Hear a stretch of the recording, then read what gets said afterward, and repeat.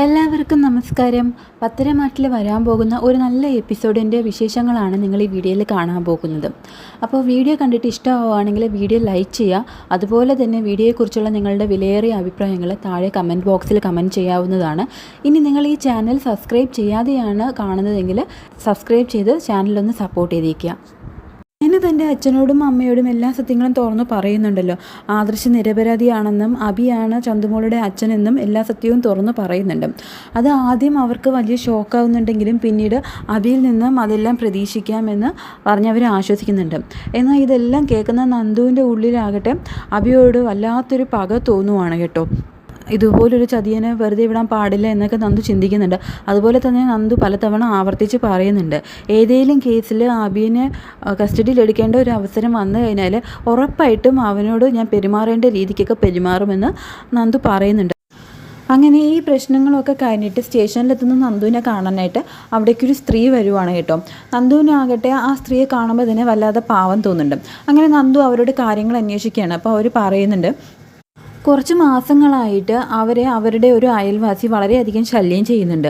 വെറുതെ അവരെ അസഭ്യം പറയുകയും അതുപോലെ തന്നെ അവരുടെ വീട്ടിനുള്ളിലേക്ക് മാലിന്യങ്ങളൊക്കെ വലിച്ചെറിയുകയും ഒക്കെ ചെയ്യുന്നുണ്ട്.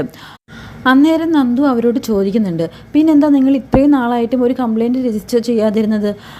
അപ്പോൾ അവർ പറയുന്നുണ്ട്, ഞങ്ങൾ ഒരുപാട് തവണ കംപ്ലയിൻറ്റുമായിട്ട് ഈ സ്റ്റേഷനിലോട്ട് വന്നതാണ് മാഡം. മുമ്പ് ഇവിടെ ഉണ്ടായിരുന്ന എസ്സിയോട് ഞാൻ എൻ്റെ അവസ്ഥ പറഞ്ഞതാണ്. ആദ്യം അന്വേഷിക്കാമെന്നൊക്കെ പറഞ്ഞുവെങ്കിലും പിന്നീട് ആ അയൽവാസിയുടെ കയ്യിൽ നിന്ന് കാശ് വാങ്ങിയിട്ടാണോ എന്നറിയില്ല, കംപ്ലയിൻറ്റ് പറഞ്ഞ് ഞങ്ങൾ ഇങ്ങോട്ട് വരുമ്പോൾ ഞങ്ങളെ ഓടിച്ച് വിടുമായിരുന്നു എന്ന് പറയണം. അപ്പോൾ നന്ദു ആണെങ്കിൽ അവിടുത്തെ ASIനെ വിളിക്കുന്നുണ്ട് കേട്ടോ. ASIനെ വിളിച്ചിട്ട് ഇതെന്താ കേസ്, ഇതിന് മുമ്പ് ഇവരോട് വന്നിട്ടുണ്ടോ എന്ന് ചോദിക്കുമ്പോൾ ആ ASI പറയുന്നുണ്ട്, ആ മാഡം ഇവർ 1-2 തവണ ഇവിടെ വന്നിട്ടുണ്ടായിരുന്നു. പക്ഷേ മുമ്പുണ്ടായിരുന്ന ASIക്ക് ഇവരുടെ കാര്യത്തിൽ വലിയ ശ്രദ്ധയൊന്നും ഉണ്ടായിരുന്നില്ല. ഈ കേസ് അന്വേഷിക്കേണ്ടെന്നായിരുന്നു ആ ASI ഞങ്ങളോട് പറഞ്ഞിരുന്നത്. അപ്പോൾ നന്ദു ചോദിക്കുകയാണ്, അതെന്താ അങ്ങനെ? അത് പഴയ ASI അങ്ങനെയായിരുന്നു മാഡം, അങ്ങനെ എല്ലാ കേസുകളും ഒന്നും ആ സാറ് ഏറ്റെടുക്കില്ലായിരുന്നു. അപ്പോൾ നന്ദു പറയാണ്, എന്നാൽ ഞാൻ അങ്ങനെയല്ല, ഇവരെ കണ്ടാൽ തന്നെ അറിയില്ല ഇവരൊരു പാവമാണെന്ന്.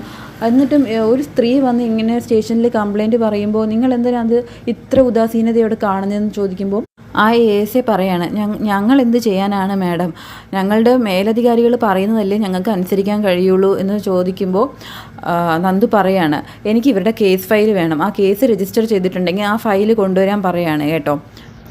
അപ്പോൾ ASI പറയുന്നുണ്ട്, അയ്യോ മാഡം ആ കേസ് രജിസ്റ്റർ ഒന്നും ചെയ്തിട്ടില്ലായിരുന്നു, ആ SI ഇവരുടെ കംപ്ലയിൻറ്റ് മാത്രം വാങ്ങി വെച്ചു, ഒരു തവണ പോയി അന്വേഷിച്ചു, പിന്നീട് എന്താ പറ്റിയതെന്ന് അറിയില്ല, ആ കേസ് അന്വേഷിക്കേണ്ടതെന്ന് ആ SI പറഞ്ഞതുകൊണ്ട് ഞങ്ങളും അതിൻ്റെ പിന്നാലെ പോയില്ല എന്ന് പറഞ്ഞു.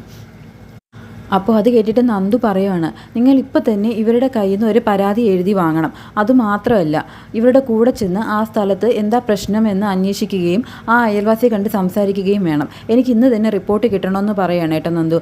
അപ്പോൾ ആ ASI പറയുന്നുണ്ട്, ശരി മാഡം അങ്ങനെ ആയിക്കോട്ടെ എന്ന് പറഞ്ഞിട്ട് ആ സ്ത്രീയെ വിളിച്ചിട്ട് പോവുകയാണ്. അങ്ങനെ അല്പം കഴിഞ്ഞിട്ട് ആ സ്ത്രീ വന്നിട്ട് അവരുടെ പരാതി നന്ദുവിൻ്റെ കയ്യിൽ കൊടുക്കുകയാണ് കേട്ടോ. അപ്പോൾ നന്ദു ഇത് വായിച്ച് നോക്കുന്നുണ്ട്. വായിച്ച് നോക്കിയിട്ട് പറയാണ്, നിങ്ങളൊട്ടും വിഷമിക്കേണ്ട, ഞാൻ വേണ്ടത് ചെയ്തോളാമെന്ന്. അങ്ങനെ ആ സ്ത്രീ പോയതിന് ശേഷം നന്ദു വീണ്ടും ASIനെ വിളിപ്പിക്കുകയാണ് കേട്ടോ. വിളിപ്പിച്ചിട്ട് ചോദിക്കുന്നുണ്ട്, ഇതുപോലെ രജിസ്റ്റർ ചെയ്യാത്ത എത്ര കേസുകളുണ്ട് ഇവിടെ എന്ന് ചോദിക്കുമ്പോൾ ആ ASI പറയുന്നുണ്ട്, പല കേസുകൾ രജിസ്റ്റർ ചെയ്തിട്ടുണ്ട് മാഡം. ആദ്യമൊക്കെ അന്വേഷണം ഉണ്ടാവും, എന്നാൽ കുറച്ച് നാൾ കഴിയുമ്പോൾ ആ SI സാറ് ആ അന്വേഷണം പാതി വഴിയിൽ നിർത്തും. അങ്ങനെ പാതി വഴിയിൽ നിർത്തി ആ കേസിൻ്റെ ഫയലുകളൊക്കെ എനിക്ക് വേണമെന്ന് പറയണം. അങ്ങനെ ആ ASI ആണെങ്കിൽ തേടിയിട്ട് കുറച്ച് ഫയൽസൊക്കെ കൊണ്ടുവന്നിട്ട് നന്ദുവിൻ്റെ ടേബിളിൽ വയ്ക്കുന്നുണ്ട്. നന്ദു ആ പല കേസ് ഫയൽസും വായിക്കുന്നുണ്ട്. അങ്ങനെ വായിച്ചിട്ട് മാറ്റി വയ്ക്കുന്നതിൻ്റെ കൂട്ടത്തിൽ നന്ദു ആണെങ്കിൽ ഒരു കേസ് ഫയൽ എടുത്ത് ശ്രദ്ധിക്കുന്നുണ്ട്.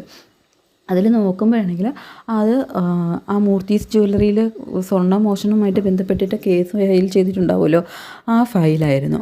അങ്ങനെ നന്ദു ആ കേസ്